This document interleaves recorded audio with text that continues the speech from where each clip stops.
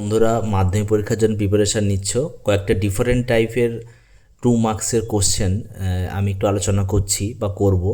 তো সেটা দেখো, এই ধরনের প্রবলেম একটু ডিফারেন্ট টাইপ, তোমাদের বইতে নর্মাল টেক্সট বুকে নেই।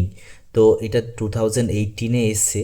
তো এর সলিউশন কি করে আমরা করব, দেখো এটা দেওয়া আছে। তাহলে দেখো এই দুজনের সাম কত হচ্ছে, দেখো এই দুজনের সাম যদি করি তাহলে এটা হচ্ছে 90 ডিগ্রি, তাই না? তাহলে এটা পূরক কোণ হচ্ছে, কমপ্লিমেন্টারি অ্যাঙ্গেল। তাহলে একজন আরেকজনকে রিপ্লেস করে দাও, হয়ে যাবে অঙ্কটা। তাহলে tan 35টাকে যদি আমি রিপ্লেস করাই, তাহলে এর 35-এর রিপ্লেসে এটা বসবে, তাই তো? সাবট্র্যাক্ট করো, দিয়ে 35ই পাবে। ইনটু হচ্ছে tan কত, 55 ডিগ্রি, সমান আছে সাইন থিটা।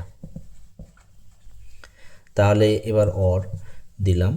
তাহলে এটা দেখো tan 90 ডিগ্রি মাইনাস থিটা কী হয়, কট থিটা। থিটা এখানে 55 ডিগ্রি, ইনটু হচ্ছে tan 55 ডিগ্রি সমান সাইন থিটা।